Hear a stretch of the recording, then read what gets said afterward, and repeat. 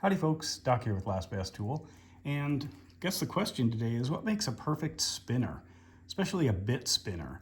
And I picked this thing up. I was out getting a few tools because now I'm actually doing a whole bunch of handyman stuff for relatives down here in Texas. And so I go to Lowe's, go to Home Depot, but this says, you know, it's made in the USA with global materials, which I realized after playing around with this thing. Basically, it's like a hex or a square, quarter square on one end, which I don't know why, and a quarter hex on the other. This is by Craftsman, not too expensive.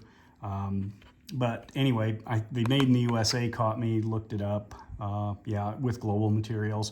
In fact, both the ring and the collar with the shaft with the magnets could be made overseas, but they're punched in. In fact, I did hit this with a hammer a few times to see if I could move the shaft, because that was one of the things I wondered about. But anyway, I digress. The kit came with these pieces. It came with a Phillips, a slotted, and then this thing.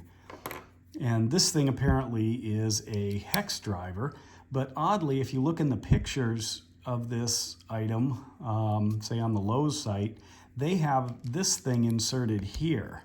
And it doesn't fit all that well, but close enough, and I have no idea why you do that. My guess is that this is designed simply to be able to use 1/4-inch sockets, and the reason for the hex would be to attach it to a ratchet or a breaker bar, or actually ratchet maybe, and turn it into a spinner. So that led me to the question of what makes a perfect spinner. This is not it. I think the circle, the spinning part, is too small, too thick, too smooth, too heavy. It's like made of iron. And the symmetry, it's not quite straight now because I've been pounding on it back and forth just to see how easily I could move it and if I could adjust the thing.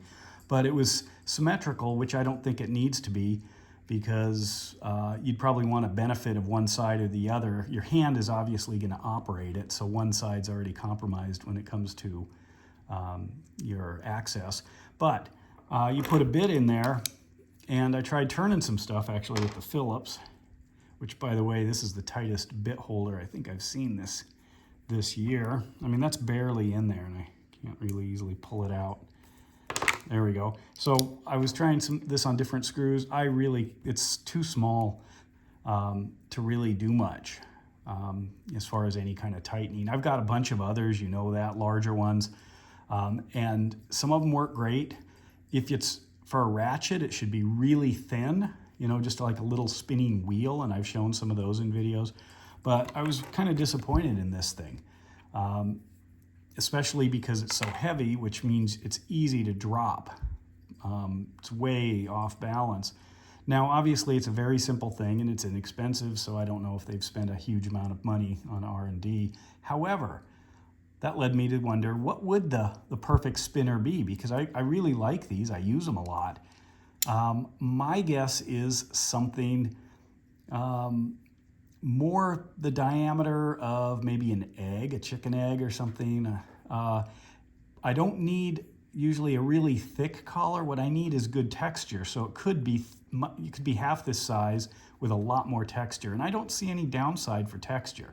I don't know why, but a lot of them are kind of smooth. It's if they're scared of, I don't know, getting sued because somebody might slip trying to squeeze it really tight and end up cutting themselves on it. Well, that's why you have to squeeze the thing really tight, is because there's no texture here. But anyway, the magnets on this are pretty strong. I think it has a shared magnet through the center. I did some measurements of it, and that, you know, it does go fairly deep in there, so there's just a little bit of room for a magnet.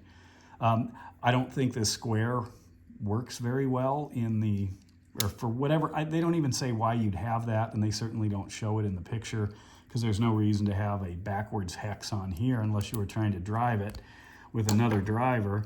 But then I couldn't figure out why you'd want to do that either, but that's a lot of extra parts for some use. Anyway, perfect spinner. How thick would it be?